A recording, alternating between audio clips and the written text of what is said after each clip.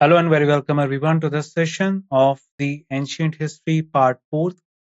In today's session, we are going to discuss the topic that we need to cover in our ancient history, from which the question could be asked in your upcoming exams.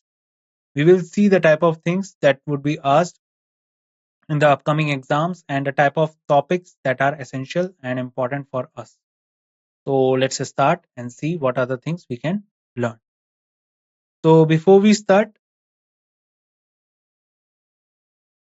the images, text, and other materials used in our presentations are for educational purpose only. We respect the intellectual property rights of the original creators and owners. If you are the owner and have any concerns or issues, please contact us at sathi@itk.ac.in and we shall remove the same. So first we are going to discuss today is the Vedic age. Really important topic.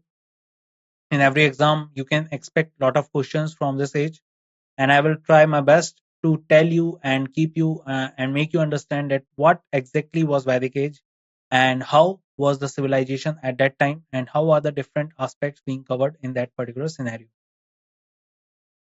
So first is the age of Vedic civilization was between 1500 BC to 1600 BC, and this is the next major civilization after the Indus Valley civilization till 1400 BC.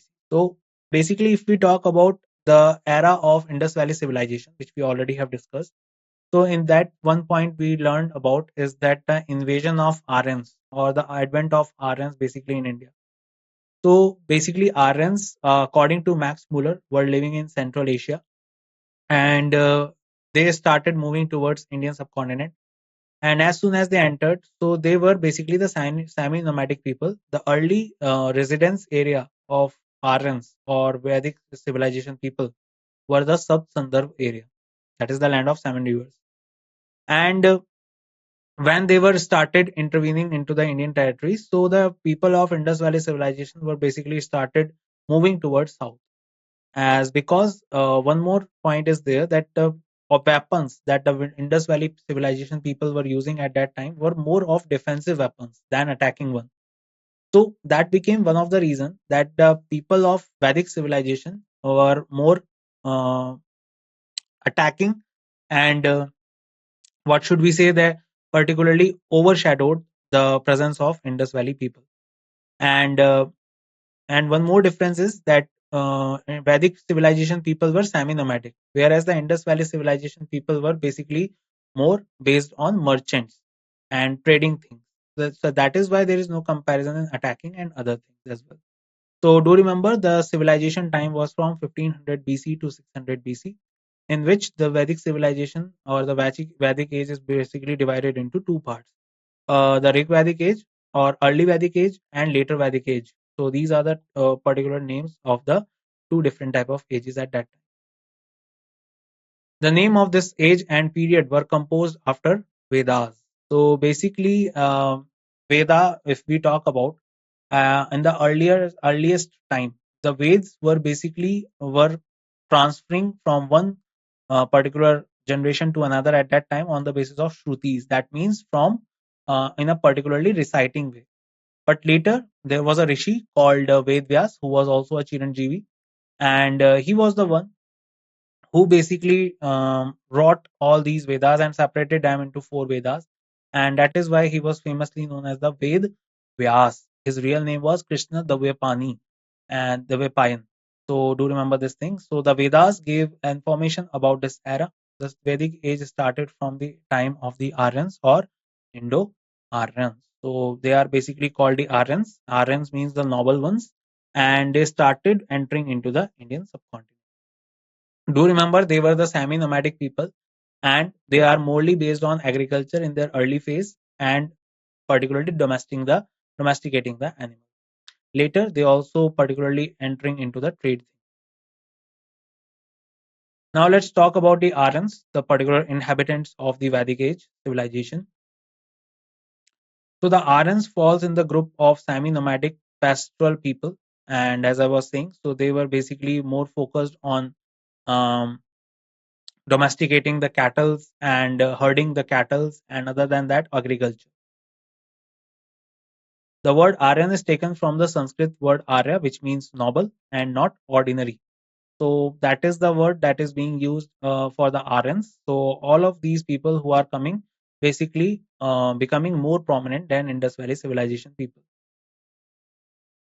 So here we can see here's the distribution of these particular Vedic age. So here we can see coming of the Aryans, then the various theories regarding the ancestry of Aryans, which means that we will relate the Aryans from different civilizations at that time, particularly in other particular areas. Then we talk about the original home of Aryans, important Vedic facts, very important. Advent and expansions of Aryans in India and Vedic rivers. Early Vedic age. Early Vedic age is further divided into different type of things like Vedic tribes, Vedic gods, Vedic polity, Vedic kula, law and justice, economy.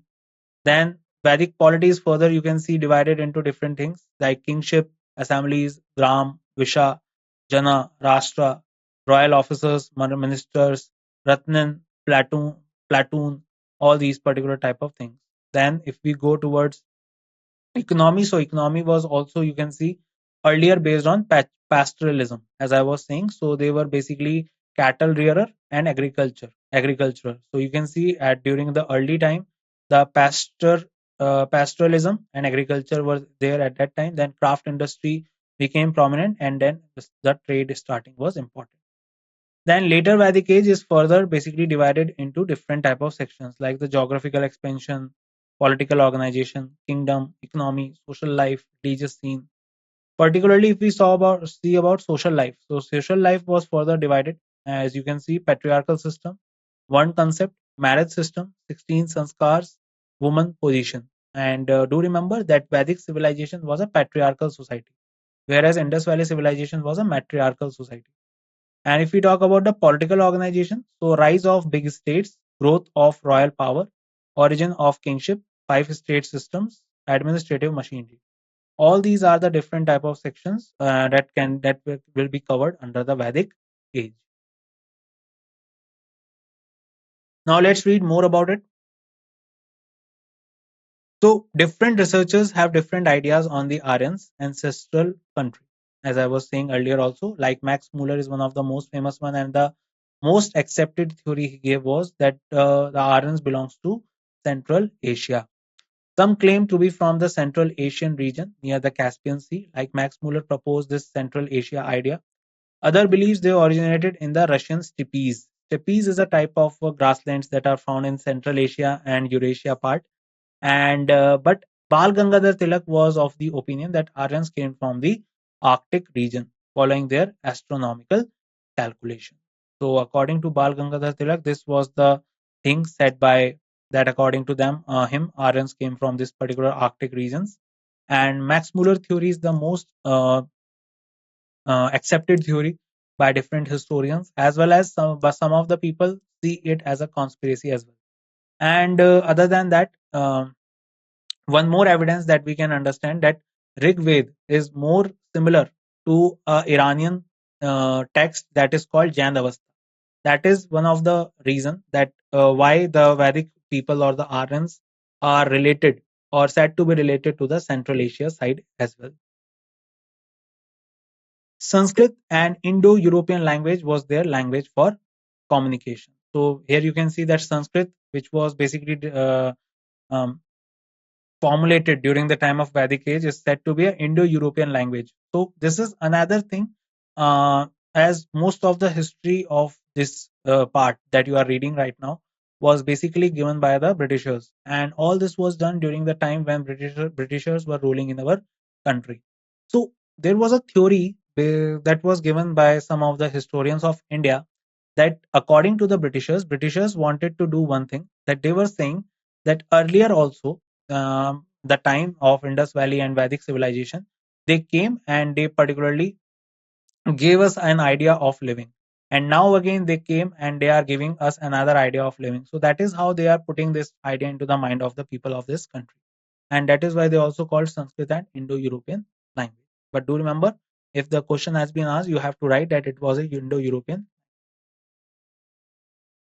Then they lived in rural, semi-nomadic life in contrast to the Indus Valley people who were generally urbanized.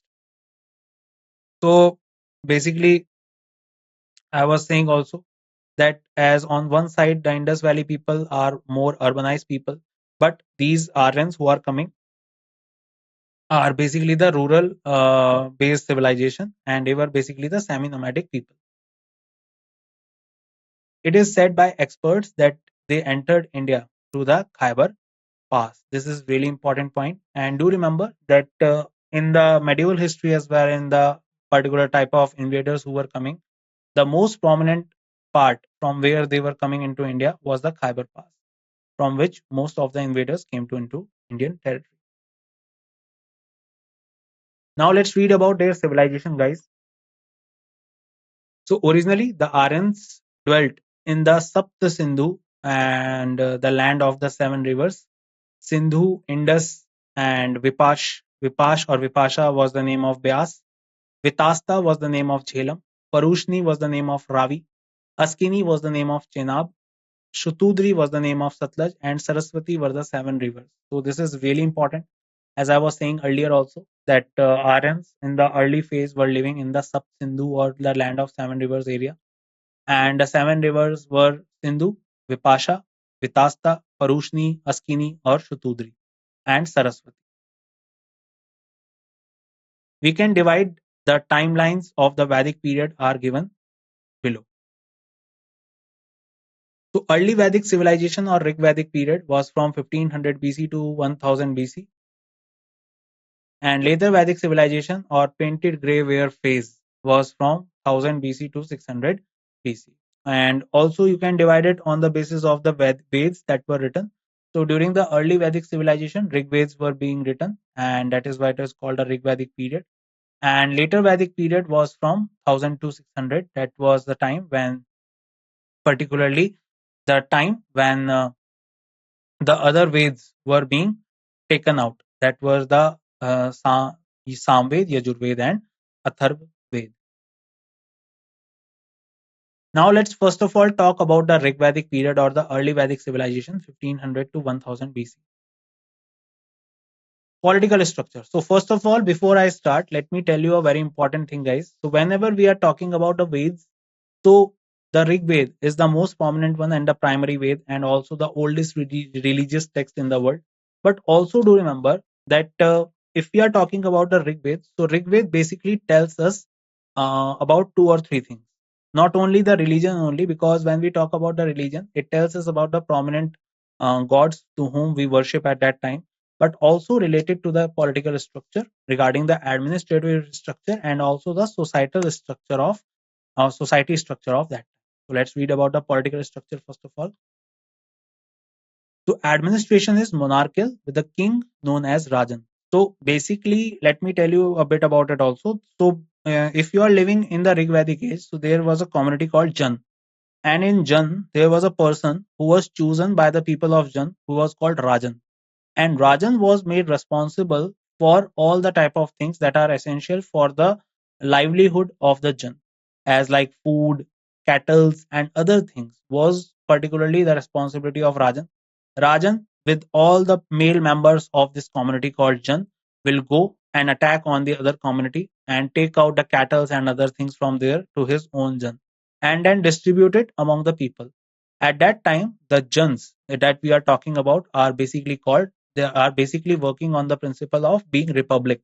That means their head was to be chosen. So at that time, Rajan was not a monarch in the later definition, as according to the later definition, but Rajan at that time was basically chosen by the people of the Jan. Patriarchal families, Jan was the largest social unit in Rigvedic times, as I was telling you, and basically, as I was telling you, so they were led by Rajan. Then social grouping. So social grouping, if we talk about the Kul, you must have heard this word in present day also, Kul. So Kul was family, then Gram, then Visu, and then Jana. So Jana was the largest social unit, and Kul was basically from which particular family in a Jan you belongs to. So that is called Kul. So these are the social groupings of that time. Then Sabhas and Samitis were tribal assemblies. Tribal kingdoms include the Bharatas, Matsyas, Yadus, and Purus. If we talk about the Sabhas and Samitis, so these are the particular assemblies in which all the particular prominent members, even at that time during the Rigvedic age, women were allowed in these Sabhas and Samitis, and they together take the particular decision of how to do something that is according to their that time was prominent for their decision making. And some of the tribal kingdoms of that time were Bhartas, Matsyas, Yadus, and Purus. And one of the largest one out of them was Bhartas. And that is why later the name Bharat was adopted by this country. Now, let's talk about the social structure of that time. So, women held an honorable status, as I was saying. They were permitted to participate in sabhas and samitis. They were also female poets like Apala, Lopamudra, Vishwavara, Ghosha. So, these are some of the female poets of that time. But do remember that the society was more patriarchal society. Women were honorable and were also given sitting in the sabhas and samitis during the Rig Vedic age, not in the later Vedic, but in the Rig Vedic age. This was the point given. Then cattle, especially cows, became very prominent. Do remember that two very important animals of that time that were also considered as a sacred animal also were, one is the cow that is at that in the Rig Veda is named as Gau, and the other one is the Ashva, or particularly known as the horse. So these are the two prominent animals of that time, and it is very relevant that why they are prominent, because cow is the type of animal that is basically providing a lot of essential goods that are helpful for living, and horse basically were essential because these are the horses only on which particularly they were raiding in the nearby areas and gathering the things for their jan. Then monogamy was practiced, but polygamy was observed among royalty and noble families. So this is the another particular social structure, that monogamy, that means only one marriage was allowed or basically was practiced at that time. But polygamy has been seen in royalty and noble families, and like the Rajan and other particular people who are prominent in the Jan. There was no child marriage, very important. So in Rigved, there was no child marriage, no evidence of child marriage has been given so far. Social distinctions existed, but were not rigid and hereditary. So basically, when we talk about a Rigved, so Rigved is more based on the type of work one person can do. So there was nothing classification of a class like lower class, upper class, or something like that. Whatever type of contribution you can give into the Jan, on the basis of that, you are the part of Jan, and that is not one of the base to classify one person in the heredity, or any kind of distinction or any kind of differences can be created. So social distinctions existed, but not very rigid and hereditary at that time. That means not one transferred from their father to their child. This type of system was not there in the social distinction. Then let's talk about the economic structure. Really important. We need to know that what type of economic structure they started in Rigvedic age. So they were pastoralists and cattle raisers.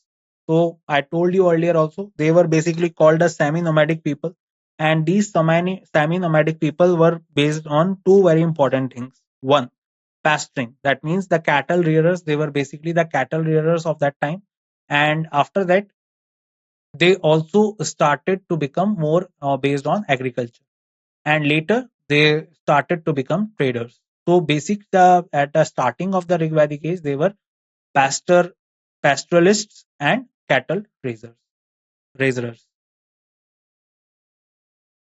They worked in agriculture as well. They had horse-drawn chariots. That is what more important. So this was the time when they were riding on the horse, as well as they have also built chariots. And most of these chariots were being used by the royal families or the upper particular families who are living in the Jan. Rivers were employed as mode of transportation. That is also very important, that they were also using these rivers for the mode of transportation at that time. And By that thing, we can understand that they were particularly very good in navigating also. Later, they also implemented in seas also. Spun cotton and woolen cloths were utilized. So by that, as the time passes away, and we already know that in Indus Valley already, and before even Indus Valley, the cotton cultivation and the weaving of cloths was started. So it is not a very new thing that they also started all these things in their civilization.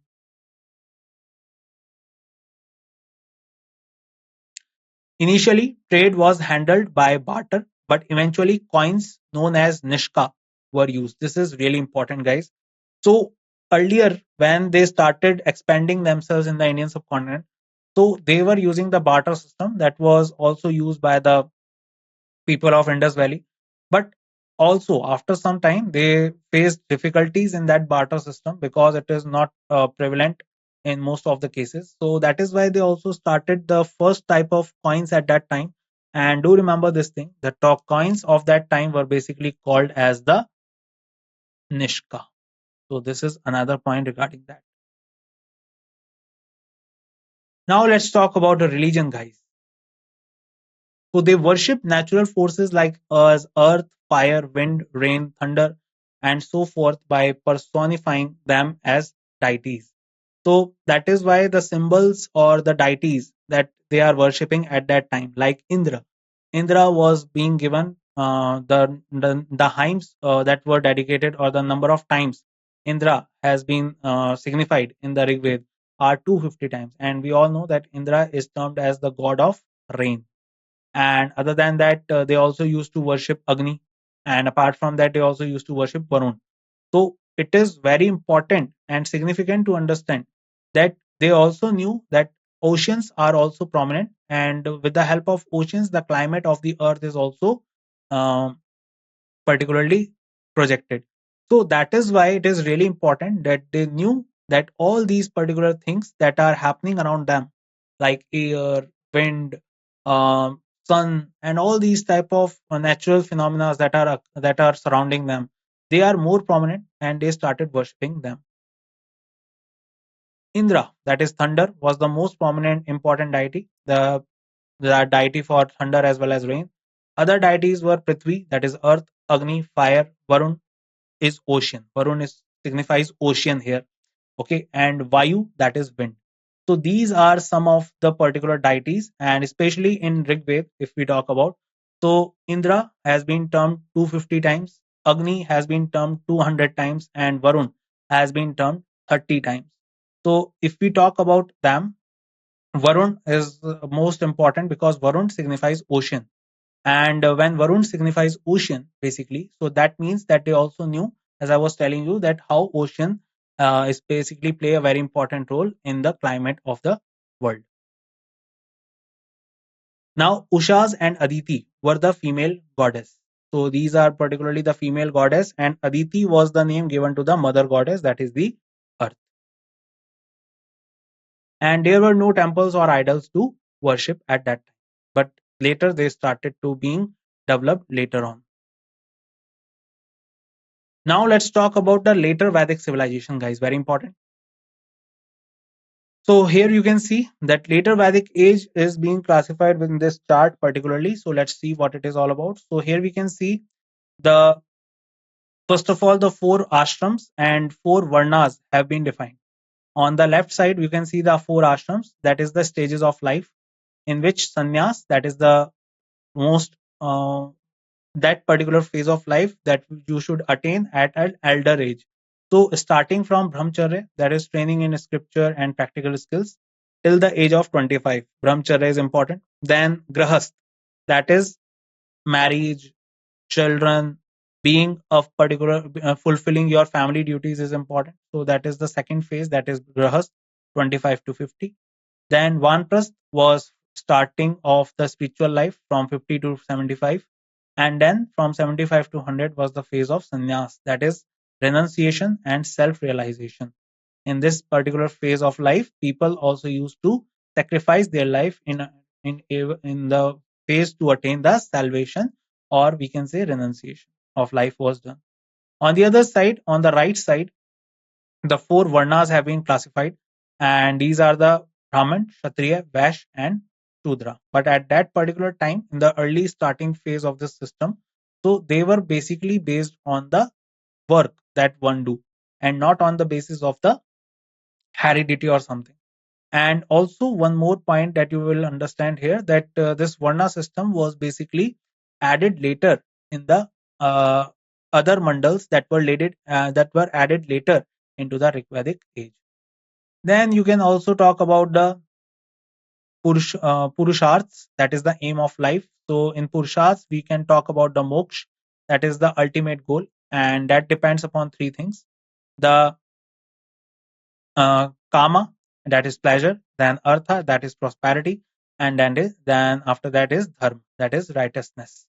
So these are the three ways through which the moksha can be attained, and the other two are the ashrams and the varnas. If we talk about the varna, so varna has been classified into the uh, Purushukta as well. That is one of the part of Vedas from one of the Shukta. Now let's talk about the political structure as well. So larger kingdoms were referred to as Mahajanapadas or Rashtras. So earlier at the time, there was a time when Jans were being developed. Then after some time, as the population increased, they turned into Janpads. And later, when these Janpads became more large and becoming a state in themselves, they were called as the Mahajanapads or Rashtras, like Kuru Rashtra, uh, Kampilya, and Matsya. And if we talk about some more were there at that time, like Chedi was one of the Mahajanpad and Magad was the Mahajanpad. So all different type of 16 Mahajanpads were defined. As the king's influence grew, he was required to execute many rituals and sacrifices to strengthen his status, such as Rajasuya, consecration ceremony, Ashwamedh, horse sacrifice, and Vajpayi, that is chariot race. So you must have heard about the Rajasuya Yag that was done by King Yudhishthir when he got Indraprasth from Kauravas, and during that ceremony, the Shishupal Vad was done by Sri Krishna. Other than that, Ashwamedh Yag was also a very important one. That was also done by some particular important kings of those times. Lord Rama also did Ashwamedh Yag. And Vajpayi was a kind of a chariot race that was done between the kings at that time. And Raja Visvajanan and Abhila Bhuvanapati, Lord of the Earth, Ekrat and Samrat, single ruler, were the titles of monarch. So these are some of the titles at that time that were adopted by the kings after doing all these type of sacrifices and rituals. And do remember, these sacrifices and rituals were started increasing after some time, because of which the people started uh, taking their path away from the Vedic age. The Samiti and Sabha were both reduced in size, and also the women are not now able to participate in the Sabhas and Samitis during the later Vedic. Social structure. The Varna system grew in importance and society was split into four groups: Brahmins, Kshatriya, Vash, and Shudras. Now it has become a hereditary thing during the later Vedic age. Brahmins and Kshatriyas had higher positions and allowed to read the Vedas and to attain the higher positions in the Janpads and Mahajanpads. Occupation was used to separate several subcastes, like some are doing agriculture, some are doing different type of things. So on the basis of that. Then women were viewed as inferior and submissive to males, and they were also denied political participation in the assemblies, as I was saying. In society, child marriages were widespread. So at this time also, child marriages were also increasing in the society. Then let's talk about the economic structure. So more land was treated for cultivation by clearing forests. So during the 9th century, iron was discovered, and now the eggs were made of irons, and because of which we can now cut down the big trees, big trunks of trees, and because of which we can now expand us more, or these particular civilization expanded them more towards the central part of India, and that is why the population also started increasing. So we can see that particularly more lands was treated for cultivation by clearing forests. Then agriculture became the main occupation of people to grow barley, rice, and wheat. Metalwork, leatherwork, carpentry, and pottery progress became significant among industrial activities. Internal trade and external trade, Babylon via the sea expanded as well. So we can see that they even after during the later Vedic age, as in the early Vedic age, they were basically based on cattle rearing and other things, but now they started expanding their trade as well, and they have reached to Babylon and via the sea. So we can understand that they also started expanding their type of employment and work. Hereditary merchants, Vanya, were a distinct class at that time. Vaishyas, who engaged in trade and business, formed guilds known as ganas. Gold coins like Satamana, besides Nishka, and silver coins like Krishnala were used as medium of exchange. So barter system was not prevailing more during this time, and they were introducing new type of coins. So along with Nishka, Satamana was also used, and Krishnala was also used. Now let's talk about the religion of that time. So Indra and Agni lost their importance, and Prajapati, the creator, Vishnu, the protector, and Rudra, the destroyer, became the main gods. So by this time, the particular worshipping of Indra, Vishnu, and the Rudra, Vishnu, and Prajapati was more prominent, and the originality of Agni and Indra were lost. Prayers grew less important as rituals got increasingly complex. The priesthood became hereditary, and the regulations of these ceremonies and sacrifices were established by them. And now the Varn system has also become a hereditary system. The children of Brahman were becoming Brahman, the children of Kshatriya were becoming Kshatriya.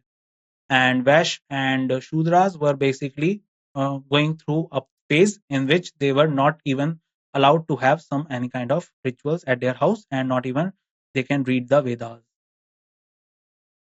At the conclusion of this time, Buddhism and Jainism were raised as a forceful protest against the clergy. So as I was saying, so as the all you can see that all these type of things were increasing at that time. So because of which Buddhism and Jainism were particularly coming out, and also some other type of sects like Ajivak and Charva and all these type of things were started prominating in that. Let's talk about some Vedic literature now. So the term Veda is derived from the word Vid, which means spiritual knowledge. Subject of knowledge means of acquiring knowledge. The four major Vedas are Rig, Yajur, Sam, and Atharva. Rig Veda was composed during the early Vedic age. The other three were written in the later Vedic age. Rig Veda, it is the earliest religious text in the world, which contains 1028 hymns and is classified into 10 mandals. Yajurved, it describes the regulations to be followed during the sacrifice and how to execute ceremonies. And also do remember that the hymns of Yajurved are recited in prose and poetry style. Samved, it deals with music and has collection of songs. Indian music originated from Samved. Then Atharved contains spells, charms, and magical formulas. Then Upved, so Dhanurved, that is related to the bow and arrow and type of knowledge that should be given in terms of of weapons and other things.